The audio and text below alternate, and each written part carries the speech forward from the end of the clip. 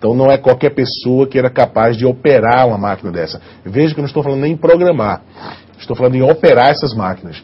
Hoje em dia os computadores são operados pelos próprios usuários. Naquela época não. Tinha todo um staff, né, todo um corpo técnico necessário, computacionais para esse tipo de equipamento. Ok, gente? Bom, o primeiro PC, né? Então vamos falar agora de PC, que não é o Paulo César Farias, tá? PC quer dizer Personal Computer. Então, segundo o Computer History Museum, né, ou seja, o primeiro museu de história do computador, o primeiro computador pessoal foi o Kenbeck One, lançado em 1971. Tinha 256 bytes, né, imagina, de memória e custava $750. Todavia, não possuía CPU. E era, como outros sistemas dessa época, projetado para uso apenas educativo. Ok? Ou seja, veja que, em paralelo à era dos mainframes, tá, nós tínhamos a criação de microcomputadores pessoais. E por que isso, né? Porque o ser humano, né, o homem, a sociedade, queria usufruir desse grande equipamento, dessa coisa monstruosa, né, que era apenas destinado para grandes corporações, grandes empresas. E o primeiro uso que foi destinado a esses pequenos computadores, então tá aí o John Blaine Baker, né? Veja a cara do sujeito como era. Cara, será que o cara é estudioso? Ó? Parece com o Billy esse cara aqui. Não é, Billy? Então o Blaine Baker, né? O Blanken Baker, nossa, até o nome do cara é confuso, né? Ele criou o primeiro microcomputador pessoal, como nós os conhecemos hoje. Só que ele era integrado, o teclado, com memória, com CPU, tudo dentro de um só equipamento, tá? E para uso educativo, então mesmo assim, né, só em escolinhas, escolas, colégios, casas de pessoas bastante abastadas, até pelo preço dele, $750, é que você encontrava equipamentos como esse. Basicamente para jogos educativos, enfim, né?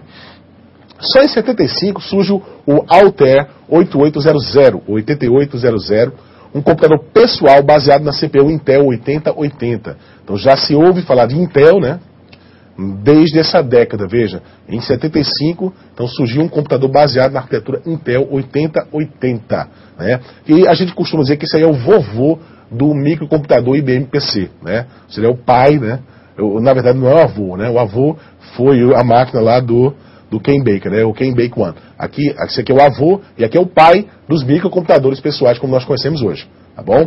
Então veja a carinha dele, parece um amplificador de música, né?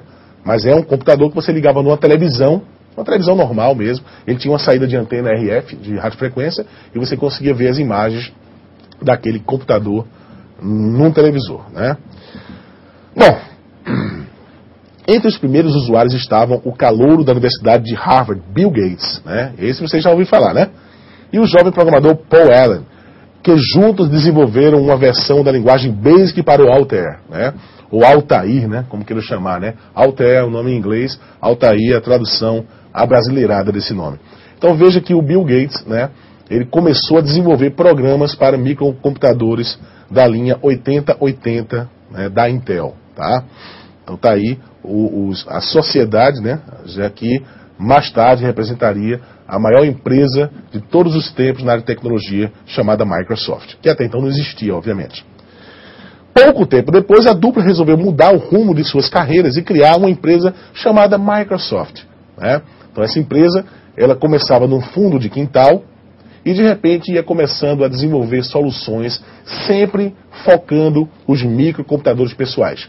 Então ela não se interessava muito pelos mainframes da IBM. Inclusive, mais tarde, deixa eu ver se tem alguns slides falando sobre isso. Tem, mas eu vou adiantar para vocês mesmo assim. Então, mais tarde, a Microsoft faria uma proposta para a IBM para desenvolver um sistema operacional para os seus microcomputadores pessoais, que a IBM lançou na década de 80, vamos ver daqui a pouquinho isso aí, os primeiros microcomputadores pessoais de arquitetura aberta, né? Que eram os PCs, os Personal Computers, né? Como nós os conhecemos hoje. Então, isso foi acontecer somente depois. Até então, nos anos seguintes, surgiram dezenas de novos computadores pessoais, como o Radio Shack, o TRS-80. Eu, particularmente, trabalhei com isso, não sou tão velho assim, né? Então tá aí o TRS-80 e realmente tinha um televisor, você ligava o teclado integrado à CPU no televisor através de radiofrequência mesmo, de antena de TV, e você tinha a imagem lá em preto e branco, obviamente, monocromático, das informações processadas naquele computador. O TRS-80 foi comercializado com bastante sucesso no Brasil pela Prológica, né? Eu trabalhei com Prológica, tive essa honra, né? Com os nomes de CP300 e CP500. Commodore 64, esse não foi muito popular no Brasil, e o Atari 400, que era muito usado para jogo de menino pequeno mesmo, né? Então, jogos de computadores. E outros com sucesso moderado. Mas, sem dúvida alguma, o CP500 foi o que mais brilhou na década, no início, final da década de 70, início da década de 80, no Brasil, tá? Para quem não sabe, o Brasil, na década de 80, tinha uma reserva de mercado. Então, nós não conseguíamos ter aqui computadores importados, porque havia uma reserva de mercado. O governo não deixava, né, entrar no Brasil computadores fabricados fora do Brasil. Isso terminou atrasando bastante a nossa indústria aqui, porque a mercadoria entrava pirata no Brasil, né, mas a indústria brasileira não conseguia aproveitar as patentes para se desenvolver. Então isso fez com que o Brasil parasse literalmente na década de 80 inteiro, né, melhorando somente em 89 com o presidente Fernando Collor de Mello, que apesar de ter sido expulso, né, o impeachment, ele fez uma coisa muito boa para o Brasil, que foi abrir o mercado não só para computadores, mas para automóveis também e outros artefatos industriais. Então o Brasil começou a respirar um mundo globalizado a partir da década de 90 com o então presidente Fernando Collor de Mello. Gente, mas nem só de Microsoft vive o mundo, né? A Apple e a popularização dos computadores chegou no ano de 1976, onde outra dupla de jovens, Steve Jobs e Steve Wozniak, iniciou outra empresa que mudaria o rumo da informática, a Apple, né? Essa grande maçãzinha aqui que muita gente já conhece, não tão popular quanto a Microsoft, não tão popular quanto os computadores da linha PC, o Personal Computer da IBM, mas são computadores muito usados no mundo inteiro, principalmente na área de computação gráfica, computadores que se prestam muito bem para esse tipo de aplicativos. Em 1980, então, a IBM estava convencida de que precisava entrar no mercado de microinformática, né? Via-se que os mainframes estavam definhando. Então imagina só, as empresas que tinham investido em computadores de grande porte começavam a ver empresas pequenininhas que com computadores como esse que vocês estão vendo aqui, conseguia processar informações quase tão rápido quanto e quase tão fácil, ou até às vezes mais facilmente do que computadores de grande porte, né, os chamados mainframe.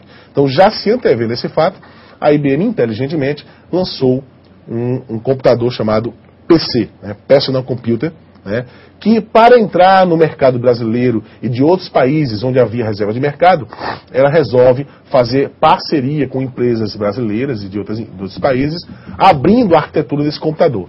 Então, na época, no Brasil, no começo da década de 80, várias marcas começaram a existir graças a essa plataforma aberta da Microsoft, da IBM, que era a plataforma IBM PC.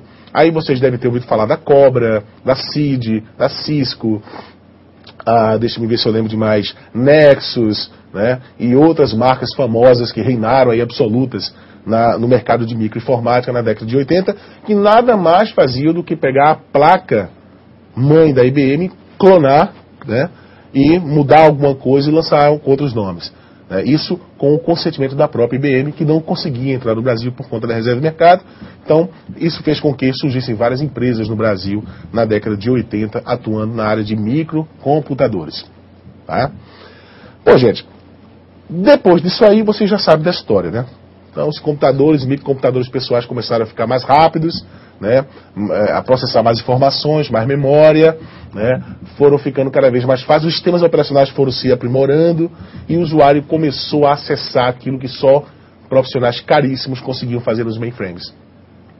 Então, o próprio usuário virou programador, virou operador, virou digitador e conseguia fazer nas pequenas empresas aquilo que nas grandes você só conseguia fazer com muito dinheiro, com departamentos chamados CPDs, Centro de Processamento de Dados, que na época empregavam milhares de pessoas, né, mas que não tinha uma performance, um desempenho tão bom quanto as empresas que gastavam bem menos com isso, com bem menos gente, né, com os microcomputadores pessoais, tá bom?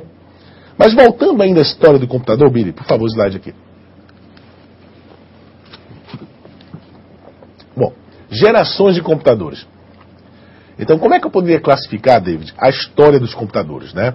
Classificamos em 3 gerações. A primeira geração, dos computadores eletrônicos, eu não estou aqui considerando, obviamente, os computadores mecânicos ou eletromecânicos, estamos dando um salto grande na história, mas podemos dizer que a primeira geração de computadores era aqueles computadores que funcionavam à base de válvulas, tá? Como a ENIAC, né? Como o Mark I e outros computadores. Os computadores de segunda geração foram criados na década de 70 graças ao invento do transistor. O transistor substituía várias válvulas, né, com muito menos espaço. Em vez de utilizar válvulas que eram embaladas a vácuo, né, e funcionavam com filamentos incandescentes internos, os transistores funcionavam com portas lógicas. O que eram portas lógicas?